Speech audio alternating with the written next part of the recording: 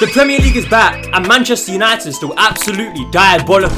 I heard all this talk about their new signings, just for them to be the exact same atrocious team that they were last season. Hello, bozo. Hatewatching is back for the new season, and yes, I'm in a shed, and no, don't ask questions. Because once again, Arsenal are beating Manchester United. Pretty much every time we play these guys, it's a guaranteed 3 points. Despite the fact Martin Odegaard somehow managed to mess up every single final ball without fail. And the fact that Gabriel Martinelli is one of the biggest bozos I've ever had the displeasure of laying my eyes upon. I mean, how the flip can you have a counter-attack chance like this and the ball ends up over there? And then he completely missed the ball trying to bicycle kick. It's just embarrassing, really. I beg we sign a proper left winger before this window ends, because I can't deal with another season of this buffoon. Victor Yoka has also made his debut in this game, and him and Kai Havertz seem to be two cheeks of the same ass. Cause what kind of cross is this? And then I watched him just leave the ball behind. Does he have CTE or something? He's still absolutely bodied De Ligt though, which was nice to see. As for Manchester United, this rat Bruno Fernandes was complete whack. Everything this guy attempted did not come off whatsoever. He was genuinely worse than Odegaard in this game. And even worse than him was this week's Bozo of the Week, Altay Bayındır. Because what kind of discombobulation does it require to be this flippin' stupid?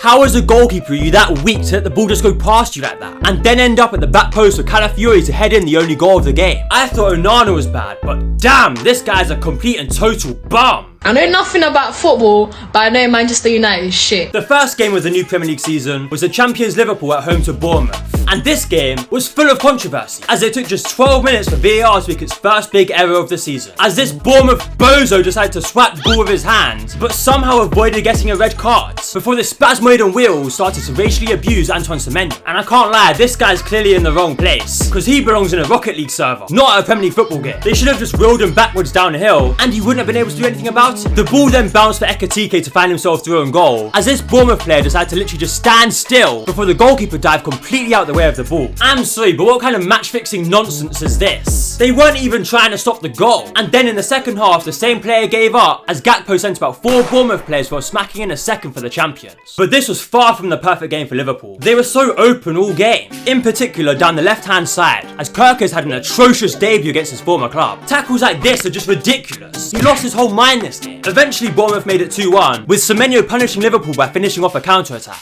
And then he was allowed to run all the way from his own half and slapping an equaliser with 15 minutes to go, and Konate ending up on the floor like a bozo. And that wasn't his first bozo moment in this game either. So Liverpool had been pegged back to 2-2 and were in need of someone to step up and save them. But luckily they had a 120 million record signing in their squad, who had one of the worst debuts I've ever witnessed in my damn life. Because Florian Wirtz was simply tragic in this game. This was an intolerable, nefarious excuse of a performance. It was like he wasn't even trying. If this guy cost 120 million, I reckon I could go for 150, because I could do better than this. Rightly so, he was subbed off and replaced by a man who failed to score a single goal in his first Premier League season, as Liverpool were in desperate need of a late winner. But then, a miracle occurred as Chiesa actually scored a goal and put Liverpool back into the lead in the 88th minute. As soon as Wirtz came off, Liverpool actually did something. It's a new season, but the same old Mo Salah, as he did absolutely nothing all game, but still grabbed a goal. Once again in the opening game, as he always does. And once again, the Bournemouth players completely gave up to let Liverpool score. It's honestly just embarrassing at this point. Hey yo, you absolute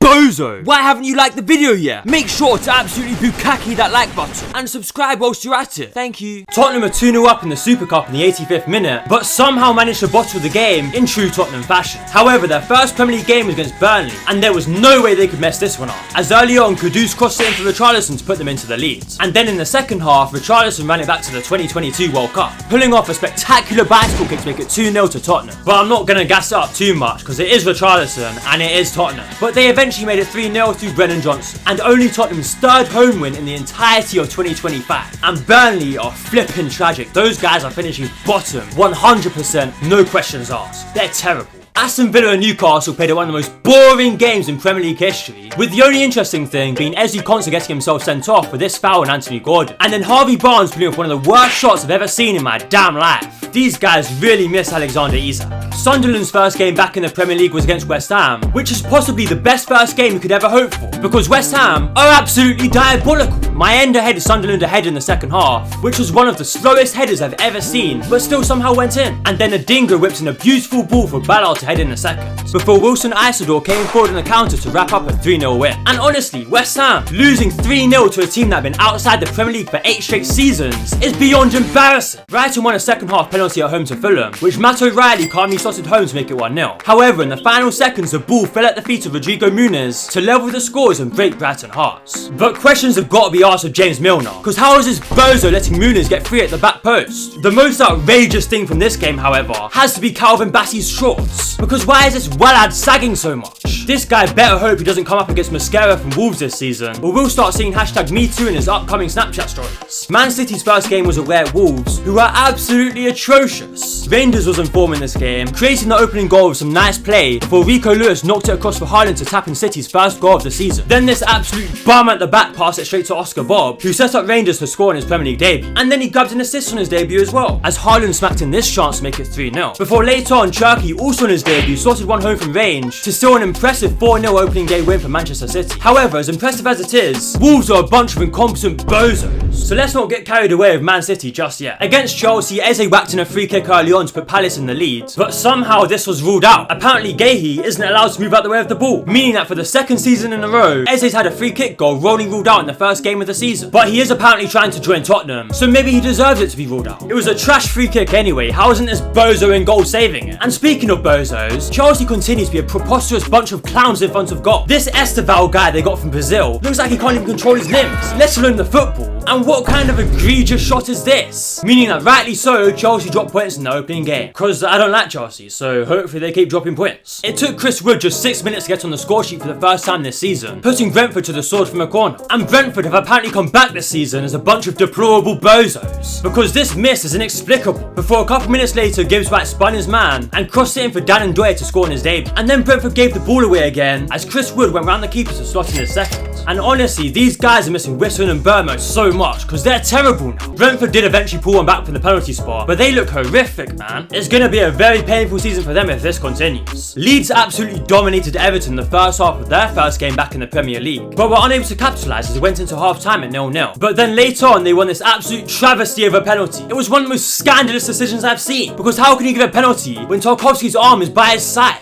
And let's just remind ourselves that this was a handball, but this wasn't. Anyway, the penalty was given, and the Metros slotted at home to give Leeds their first win back in the big time.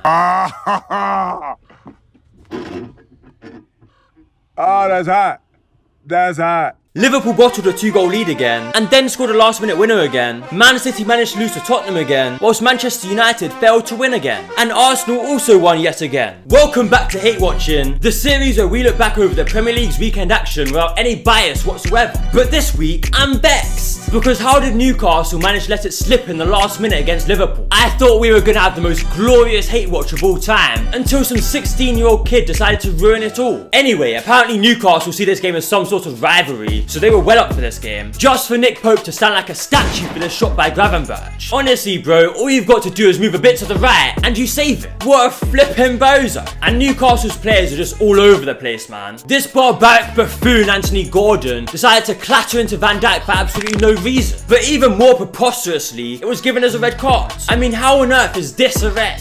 Apparently it's for dangerous play, but how is anything about this dangerous? The game's actually just rigged, man. Then early in the second half, Ekitike made it 2 for Liverpool. The same man that Newcastle fans thought they were buying to play alongside Isak, just for him to go and join Liverpool, and for Isak to be on his flipping knees to join Liverpool. However, the game wasn't over yet, as the ball was played into the box of Bruno Guimaraes to make it 2-1. And I've got to point some fingers at Kirkes here, because what the flip is this defending, mate? I heard all this talk about how Joel Linton's gonna go around smashing Liverpool players, just for him to be the one walking off the pitch crying. And talking about coming off the pitch, Florian Wirtz was hooked once again, because this guy was completely anonymous. He was invisible all game. Again! This guy better lock in soon, or I'm gonna have a field day every flipping week with him. £120 million for this guy. And the Newcastle Newcastle hoofed the ball up the pitch as Konate allowed the ball to bounce in behind him as the Sulu came off the bench to equalise later on, meaning that for the second week in a row, Liverpool have been 2-0 up and ended up bottling it. Man, and I'm supposed to believe that these guys are the guys that are going to go and win the league this season. They got dominated by 10-man Newcastle. However, the ref ended up adding on an extra 11 minutes, giving Liverpool the chance to go on and get a winner, which of course they did go and do, as this 16-year-old kid scored in his Premier League debut. And bro, I can't lie, I'm not even going to attempt to pronounce his last name. But for putting all hate to the side, this finish was excellent, and this dummy by Szoboszlai was delectable. Next up, we've got Man City versus Tottenham, and somehow every season Tottenham managed to beat Man City. Now it makes absolutely no sense to me or to anyone else, but it's just inevitable. And to be quite honest with you, I'm getting fed up with it, because why are Man City such cucks to these guys? Anyway,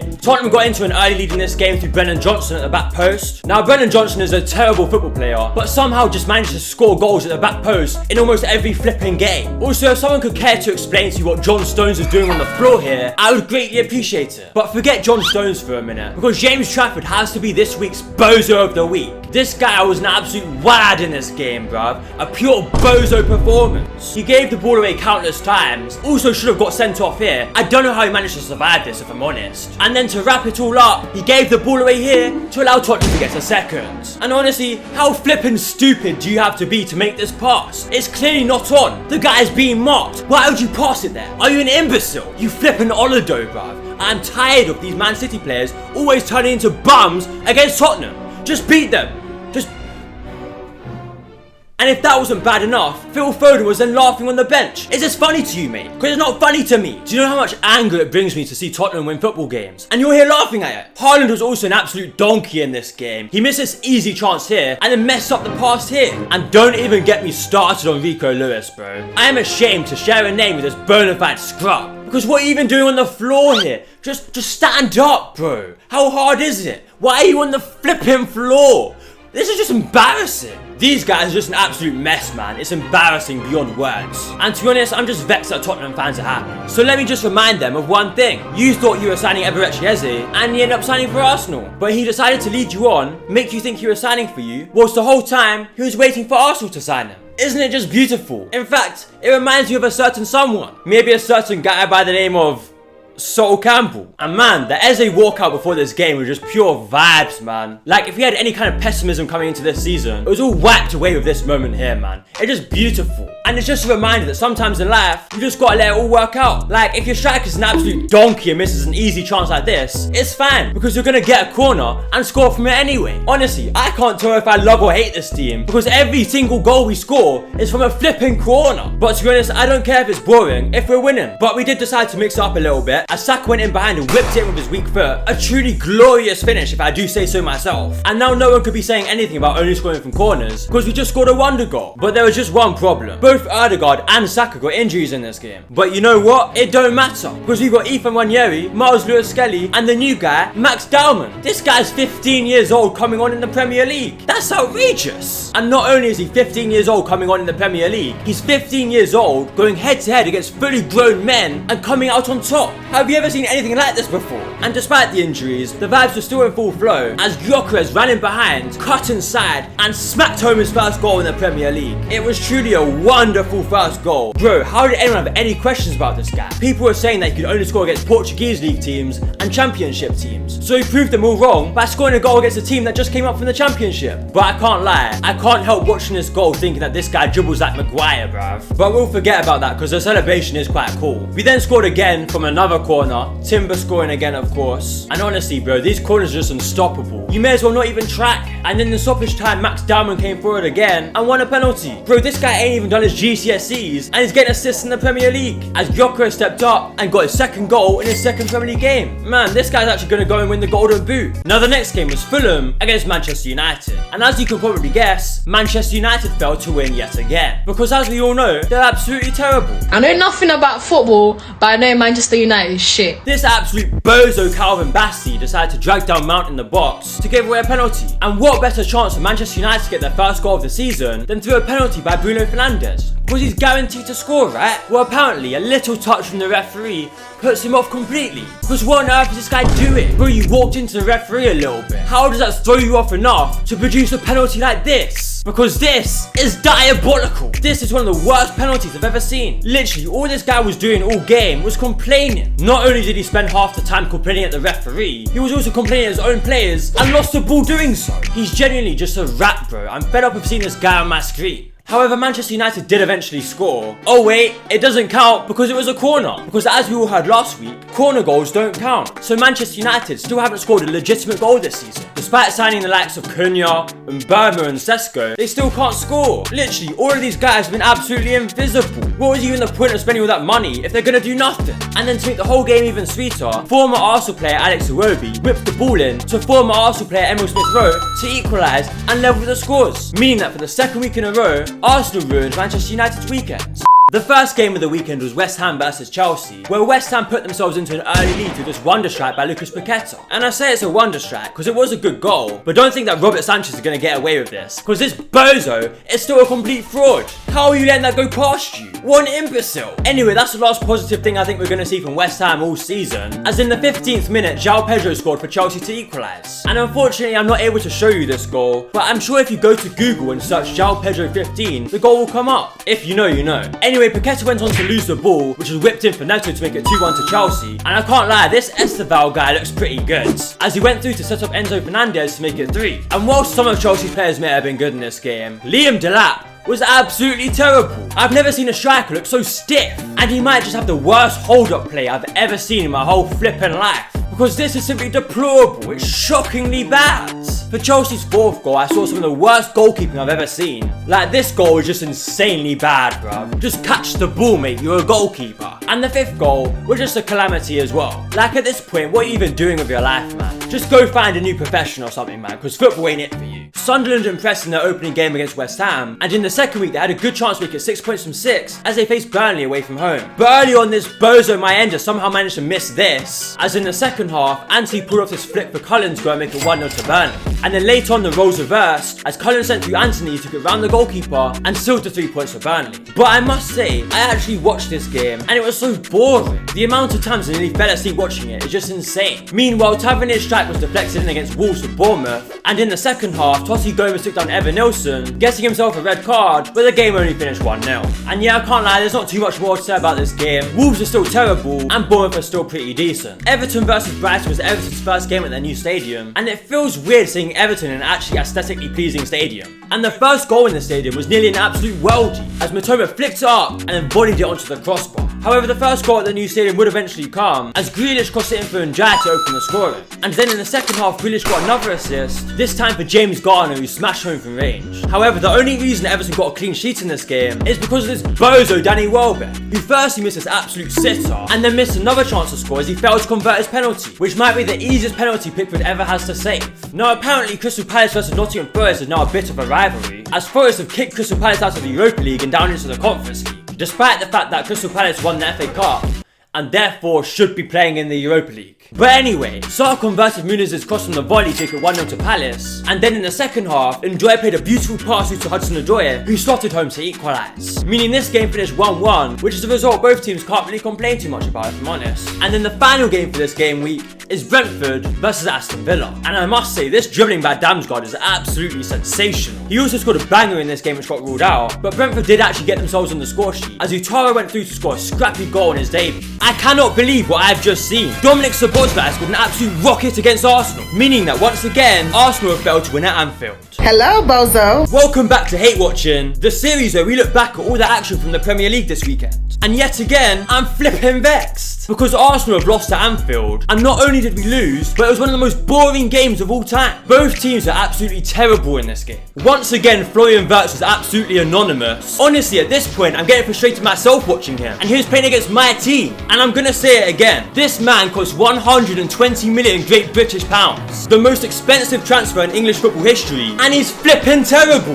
This honestly might go down to one of the biggest flops of all time if he doesn't fix up. And also, I gotta talk about Mo Salah. I didn't even realise this guy was playing up until the 70th minute, and every time he got the ball, he had a touch like a trampoline. This guy's had an abominable start to the new season, and I heard people trying to compare him to Thierry Henry. Have you lost your flipping minds? Anyway, forget the Liverpool players because they won. Martinelli, I have something to say about you, mate, because this Peruvian bozo put in another Hall of Shame performance. He's genuinely hopeless on the ball. I've never seen a winger look so ridiculous trying to dribble. He's the type of player who strikes confidence into defenders. Matter of fact, he wasn't even playing against a defender in this game, because Liverpool had a midfielder playing at right back. Honestly, if you put this guy's brain in a dog, it would move. He's just a stupid footballer, man. I'm fed up with him. However, on the other side, Madueke was causing Kirkes all kinds of problems. And I'd say he's the only Arsenal player who really impressed in this game. The only threat we had in this game was when we played the ball out to him in behind. And other than that, we did absolutely nothing. Our set pieces were terrible. Rice did have one free kick, where he ended up doing this. And then in the second half, Szoboszlai showed him how it's done by hammering this into the top corner for Arsenal to concede their first goal of the season. And honestly, you can't even complain about that, because it's just a wonder strike.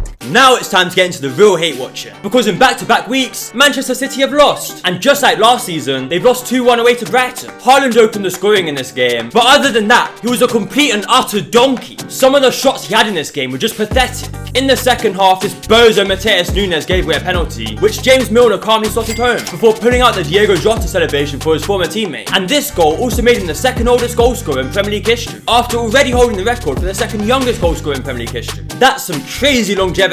And then in the dying minutes, Man City's defence was split open as Gruder went through, sat down 8-0 in Trafford before slotting home the winner. Look at these absolute bums on the floor, man. And I can't lie, Man City are looking meaty this season. 3 games in and they already have 2 losses. It could be another long season for them. And Man City weren't the only team who fumbled this season, because Tottenham also lost. And do you know what's so embarrassing? They really tried copying Arsenal with the Xavi Simons announcement, but instead of winning their game 5-0, they lost at home to flipping Bournemouth. And they didn't just lose, Bournemouth were all over them. Evan Nilsson opened the scoring with a nice finish, and then Bournemouth went on to miss a whole bunch of chances. How this game only finished 1-0, I will never know. But it turns out Tottenham is still whack after all that talk we heard when they beat Man City. They're still the exact same team they've always been. In fact, the last 9 times they've beaten Man City, they've gone on to lose their very next game. Now Arsenal, Man City and Tottenham may all have lost, but the team who have come out this week looking like the biggest bunch of bozos is Manchester United. I know nothing about football, but I know Manchester United is shit. Before we talk about their Premier League game against Burnley, I've got to touch on their Carabao Cup game against Grimsby, where they somehow managed to get knocked out by a team in League flipping 2. This disastrous excuse of a football club somehow manages to find new lows every week. Embarrassing isn't even the word for this complete bozo Onana. I thought Bayern was bad, but my word, this guy's on a different level. First he couldn't get down for this strike, and then he pulled off this absolute buffoonery to give Grimsby an open goal. But if that wasn't bad enough, he went on to produce one of the worst penalty shootout performances of all time, letting 12 penalties go past him, including a bunch he could have easily saved, before Cunha and Burma missed their penalties to let Grimsby go through, meaning that they had to beat the worst team in the Premier League at home to redeem themselves this weekend. And in this game, Cole Walker was an absolute mess at the back, lucky to not give away a penalty, before making this reckless challenge to give away a free kick, which Manchester United ended up scoring from, once again through an own goal, one of the most calamitous goals I've ever seen. They had the chance to make it 2, but clearly Ahmad has hammered him out, because how the flip did he miss that? And then in the second half, Lyle Foster somehow managed to find space to level the scores, despite the fact Manchester United had 6 defenders in the box. But a couple minutes later, Dalot set up Mbermo to become the first Manchester United player to score in the Premier League this season. Of course the lead didn't last, however, as Bayern palmed the ball straight to Jadon Anthony, who knocked in a second equaliser for Burnley. And honestly, I've never seen a team have such a bad selection of goalkeepers. It's almost impressive. As per usual, Bruno Fernandes was complaining like the rat he is, while Sesko produced a disaster class of his own up front, unable to convert any of the chances he got. But later on, Manchester United got a glimmer of hope, as Ahmad was taken down in the box, giving Manchester United a 95th minute penalty. Amorim was distraught, as he thought he was finally going to get put out of his misery and get sacked. But now he realised he's probably going to have to put up with these bozos for another few weeks at least. But in the meantime, Bruno stepped up to convert in the dying seconds for Manchester United. A massive goal in a relegation 6-pointer to get Man U their first win of the season. And you can just see what it means to the players. You just have to laugh really, because what is this guy doing celebrating like this in front of a Burnley player? Do you have no integrity, no shame, no dignity? The fact it took you to the 97th minute to beat Burnley is embarrassing. And you're celebrating like you've just won the Champions League. This club is a circus, man. Meanwhile, Newcastle and Leeds played out one of the worst games of all time, and this was mostly down to the fact that neither club has a competent striker. The Isak saga at Newcastle has finally come to an end, as he's on his way to Liverpool, whilst the Toon secured the signings of 2 new strikers. But it's looking a lot more bleak for Leeds United, who are going to have to put up with their options for the rest of the season. Nemecha was terrible in the first half. I've never seen passing so bad. But then in the second half, they decided to downgrade to Dominic Calvert-Lewin, a striker so bad it makes me want to bleach my eyeballs. He produced a disaster disaster class again in this game. I mean, he plays like he can't even control his limbs. And this was off the back of an egregious debut in the Carabao Cup against Sheffield Wednesday, where he missed 2 late sitters and then skied his penalty in the shootout. How this man is still a Premier League footballer, I will never know. Anyway, the game ended 0-0, and both teams are going to have to improve after a pretty poor start to the season. One of the biggest shocks this weekend was Nottingham Forest against West Ham, as West Ham actually turned up for once. After conceding 8 goals in their first 2 games, they didn't just keep a clean sheet, they actually scored as well. Firstly through Jared Bowen in the 84th minute with a tidy finish. Then Somerville won a penalty, which Paqueta converted before pulling out this celebration, following the speculation that he was on his way to Aston Villa. And then Callum Wilson headed home his first West Ham goal to seal a 3-0 victory. However, of course, West Ham was still able to provide us with a bozo moment, as Bowen dribbled through the entire Nottingham Forest team just for Wilson to steal the shot off him at the end. I would be fuming, man, but at least they won the game. 18-year-old Josh King went through to score his first ever goal, but the referee disallowed it because apparently this is a foul. Muniz has possession of the ball. Where the flip is he supposed to put his foot, you imbecile? And then the PGMOL came out after the game and admitted they made the wrong decision. Well, it's a bit late for that, mate. The goal's already been ruled out. Then because of the stoppages for that VAR check, 8 minutes were added on, with Chelsea scoring through João Pedro from a corner after the 9th extra minute was played. Before in the second half, the referee gave a penalty for this, which is a handball of course, but they also completely ignored the fact that a Chelsea player literally handballed it a few seconds earlier, so it should have been a free kick to Fulham. This is absolutely diabolical. Of course, Enzo Fernandez went on to score the penalty, and Chelsea won the game 2-0. But that was a refereeing disaster class for the ages. And Marco Silva was so angry, he was waiting behind for the referee before half time. Honestly, I'd be vexed too, mate. Before the game, Unai Emery was asked about his goalkeeping situation, with Emi Martinez linked with a move to Manchester United, to which he gave the same answer 3 times. Martinez not in the squad at all tonight. Why is that? Bisot. Where is Emi Martinez though? Marco Bisot. Will he be your future goalkeeper?